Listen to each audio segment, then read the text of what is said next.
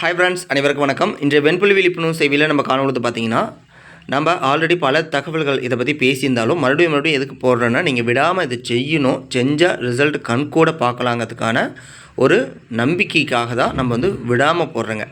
ஏன்னா எத்தனையோ விடயங்களில் நம்ம மருத்துவத்தில் நம்பிக்கை வச்சு நம்ம போகாத இடம் கிடையாது. பல லட்சங்கள் பணத்தை இழந்திருப்பீங்க. உண்மையை சொல்லப்போனால் பல பேருக்கு அதே தான் பரப்பி விட்டுருக்கோம். தவறான மருத்துவ முறையை கையாளும் போது புரிதல் இல்லாமல் எல்லா உணவுகளும் விடும் போது வீக்காயும் பரப்பிட்டுருப்பீங்க.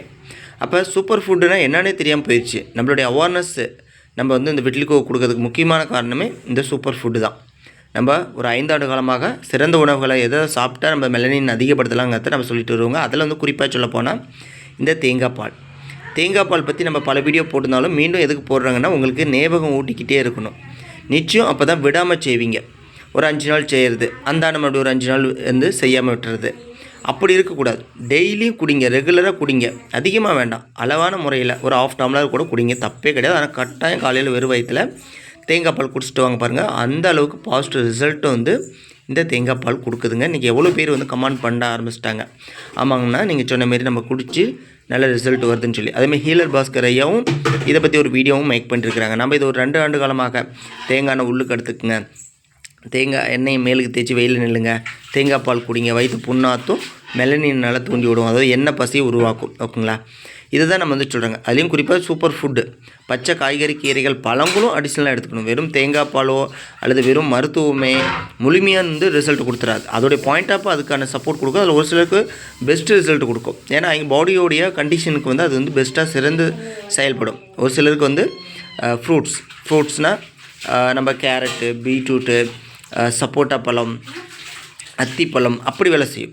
ஒரு சிலருக்கு நட்ஸ் வகைகள், இந்த வால்நட்டு, பாதாம், அத்திப்பழம், வத்தல், கருப்பு சுண்டல் மற்றும் சொல்லப்போனால் இது மாதிரி ஒரு சில தானிய வகைகள்லாம் நட்ஸில் செயல்படும்.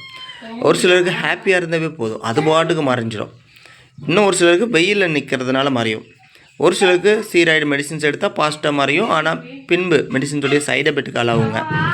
அதுமாரி நமக்கான ஒரு பெஸ்ட்டை கண்டுபிடிச்சிட்டு அடிஷ்னல் சப்போர்ட்டையும் எக்ஸ்ட்ரா நம்ம கொண்டு வந்துக்கணும். ஏன்னா உடலுக்கு மற்ற உறுப்புகள் செயல்படப்பட தான் ஒவ்வொன்றும் கரெக்டான விட்டமின்ஸாக மாற்றி அதுக்கு அனுப்ப ஆரம்பிக்கும். இப்போ உண்மை சொல்லப்போனால் இன்சுலின், அதாவது கணையம் கரெக்டாக வேலை செய்யுது அப்படின்னாவே நம்ம உண்ணும் உணவை கரெக்டாக விட்டமின்ஸாக மாற்றி அதுக்கு தேவையான அளவுக்கு அனுப்பும். அது தோலுக்காகட்டும் மற்ற உறுப்புக்காகட்டும். அப்போ கணையத்தை நம்ம நல்லா ஃபங்க்ஷன் பண்ண வைக்கணும்.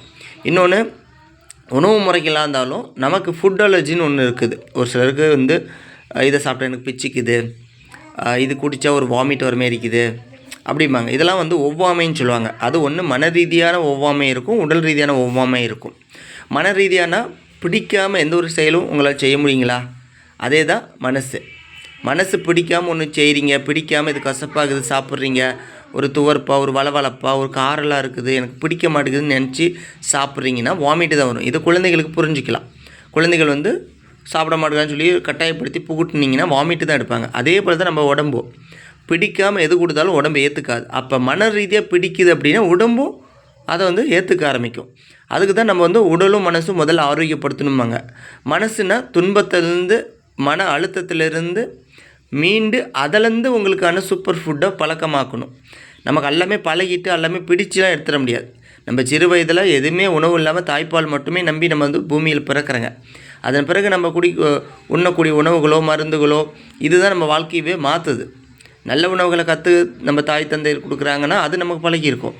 ஆனால் நமக்கு நான்வெஜ்ஜு, இந்த விளம்பரங்களை பார்த்துட்டு சாக்லேட்டு, கேக்கு, மொபைலை வச்சுட்டு தூக்குங்கிறது, இதுமாரி நம்மளே நம்ம ஃபேமிலியாகட்டும் நாமளாகட்டும் தவறான ஒரு வழிகாட்டுகளுக்கு நம்ம போயிடுறோங்க. ஆனால் கரெக்டான முறையில் நல்லதும் கற்றுக்கணும், கெட்டதும் தெரியணும். அதாவது கிராமத்தில் சொல்லுவாங்க, நல்லது கெட்டது ரெண்டுமே அறியணும் அப்படிம்பாங்க. ஏன்னா வெறும் நல்லதை மட்டுமே நம்பி போனால் ரொம்ப அம்மாஞ்சி பையன் அப்படிம்பாங்க. கெட்டதும் நல்லதும் ரெண்டுமே தெரிஞ்சுன்னா வாழ்க்கையில் எந்த ஒரு துன்பம் இருந்தாலும் மீள முடியும். நாமளாக போய் துன்பத்தில் மாட்டிடவும் முடியாது. அப்போ எதாக இருந்தாலும் தெரிஞ்சுக்கணும். அதில் நம்ம உணவு பழக்க வழக்கம் தெரிஞ்சிக்காமல் போய் தான் எல்லாத்தையும் சொல்கிறத கேட்டு விட்டு வீக்காகி வெண்புலி பரப்பி விட்டுட்டுருக்குறேங்க. இன்னொன்று, மன ரீதியாக பிடிச்சது போச்சே, வாழ்க்கை போச்சே அப்படி நினைக்கிறேங்க. உண்மை சொல்லப்போனால் நம்ம எவ்வளோ கொடுத்து வச்சு பிறந்திருக்கிறேங்க. நீங்கள் எப்படி செயல்படுறீங்க அப்படிங்கிறத பொறுத்து தான். இப்போ நம்ம வீட்டில் பாருங்கள், சாம்பாருக்கு தேங்காய் துருவிட்டு இருக்கிறேங்க. நான் கொஞ்சம் எடுத்து அப்படியே மிக்சியில் அடிச்சுக்கும். எனக்கு வந்து கொஞ்சம் தேங்காய் பால் ஜெரிமானத்தை பாதிக்கப்படும். அதனால் என்ன பண்ணுவேன்னா அதில் வந்து இஞ்சி, அப்படி இல்லைன்னா ஜீரகம் அல்லது சோம்பு இதுமாரி போட்டு அப்படியே மிக்ஸியில் போட்டு அடித்து வடிகட்டி குடிச்சிடுவேன். காலையில் வெறும் வயிற்றில் குடிச்சிட்டு ஒரு 1/2 hour நான் எதுவுமே சாப்பிட மாட்டேன். ஏன்னா இது மட்டுமே வந்து உடனடியாக விட்டமின்ஸை கன்வெர்ட் ஆகி மறுபடியும் அடுத்த பொருளுக்கு வந்து எம்டி ஸ்டொமக் ஆகணும்.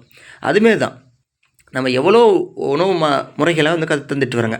காப்பர் வாட்டர் காலையில் எழுந்திரிச்சோன்னு முதல்ல நீராகாரம் பருகிறது. அடுத்தது இதுமாரி ஜூஸ் தேங்காய் பால். அடுத்தது நட்ஸு அதையுமே ஊற வச்சு நீங்கள் தேன் விட்டு அரைச்சி குடிக்கலாம் அல்லது மென்று சாப்பிட்லாம். அப்படின்னா கேரட்டு, பீட்ரூட்டு ஜூஸு ஓகேங்களா. இது வந்து எல்லாமே கூட நீங்கள் வந்து உங்களுக்கு ஏற்றுக்குதுன்னா நீங்கள் டெய்லியுமே எல்லாத்தையுமே செய்யலாம். அது என்னென்ன அளவான முறையில் டைமிங் விட்டு ஒரு 10 minutes ஒரு பொருள் சாப்பிட்றேங்க கேப்பு, இன்னொரு 10 minutes இன்னொரு பொருள் சாப்பிட்றேங்க கேப்பு. இப்போ உணவுக்கு 1/2 hour முன்னாடி நல்லாவே 1/2 hour கேப் விட்டுருணும். ஏன்னா இதெல்லாம் சின்ன பொருள். பீட்ரூட் ஜூஸு, கேரட் ஜூஸு, தேங்காய் பால் இதெல்லாம் வந்து டக்குன்னு ஜீரணமாகும். குறைவாக எடுத்துக்கலாம். ஒரு கீரை எடுக்கிறீங்களா, சாப்பிட்றதுக்கு ஒரு அதிகமாக சாப்பிட போகிறீங்க, மதியம் வரைக்கும் வேலை செய்யணும், ஈவினிங் வரைக்கும் வேலை செய்யணும் அப்படின்னா நீங்கள் உணவுகள் அதிகப்படுத்திட்டு தான் நீங்கள் வந்து போக முடியும் சாப்பிட்டு வேலைக்கு. அப்போ இதெல்லாமே நம்ம நேரத்தில் இருந்துச்சு செஞ்சு முடிச்சுட்டு கேப் விட்டுட்டு நீங்கள் அதை கன்டினியூ பண்ணிக்கலாம். அது ஒரு 1/2 hour நல்லாவே கேப் விட்டுட்டு எடுத்துக்கிட்டிங்கன்னா இது எல்லாமே வேலை செய்ய ஆரம்பிச்சிக்கும். 1 by 1 பாயிண்ட் ஓகேங்களா. இப்போ இதை எடுத்துட்டுங்க உடனே இதே முழுக்க குணமாயிக்கிறோம் அப்படிலாம் நம்ம வந்து ஒரு முட்டாள்தனமாக நம்பிட்டு நம்ம வந்து போயிடக்கூடாது. ஏன்னா நம்ம உடலுக்கு அனைத்துமே தேவை. சன்லைட் தேவை, காற்று, தூய்மையான காற்று தேவை, உணவுகளில் வந்து விட்டமின்ஸ் தேவை, மினரல்ஸ் தேவை ஓகேங்களா. அதேமாரி தாம்பர சத்துக்கள், சுண்ணாம்பு சத்து, எத்தனையோ விட்டமின்ஸ் இருக்குது. அதை தாண்டி மனசு ஓகேங்களா. பயத்தில் நமக்கு வந்து ஹார்மோன் சேஞ்ச் ஆகும், மன அழுத்தத்தில் ஹார்மோன் சேஞ்ச் ஆகும், தூக்கம் கெட்டால் ஹார்மோன் சேஞ்ச் ஆகும், ஒரு மெடிசின்ஸ் எடுத்தால் உடம்பு ஹார்மோன் சேஞ்ச் ஆகும். அப்போ உணவே மருந்து, மருந்தே உணவுங்கிறது நம்மளுடைய கோட்பாடு எதுக்குன்னா நம்ம முன்னோர்கள் சொன்னதை நான் சொல்கிறேன் அவ்வளோதான். அதை தாண்டி தான் நான் இதை சார்ந்ததை தாண்டேன். 10 ஆண்டு காலம் நான் வெண்புலி பரவிடாமல் நான் தடுத்துக்கிட்டு இருந்தேன். இப்போ என்னோடய மனசு கட்டிச்சு, பரவுனுச்சு. ஆனால் அதையும் மீட்டு கட்டமைக்கிறதுக்கு நான் எடுத்து ஃபைட் பண்ணிகிட்ருக்கிறேன். அது வரைக்கும் நண்பர்களும் நீங்களும் உங்களுடைய விடாமுயற்சி தன்னம்பிக்கை விட்டுற வேண்டாம்னு நான் வந்து என்னுடைய தாழ்வான ஒரு கருத்தாக நான் முன் வைக்கிறேன். தேங்காய் பால் ரொம்ப அருமருந்து. இன்றைக்கி ரிசல்ட் வர ஆரம்பிச்சிச்சு. பிடிக்கலைன்னா பழக்கப்படுத்த லைட்டாக எடுத்து ட்ரைனிங் எடுங்க.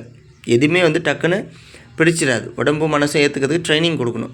அதன் பிறகு பழகிடுச்சுன்னா நீங்கள் தாராளமாக எடுத்துக்கோங்க. ஒரு சிலர் வந்து அதிகமாக எடுத்தாலே பாசிட்டிவ் ரிசல்ட் வரும்.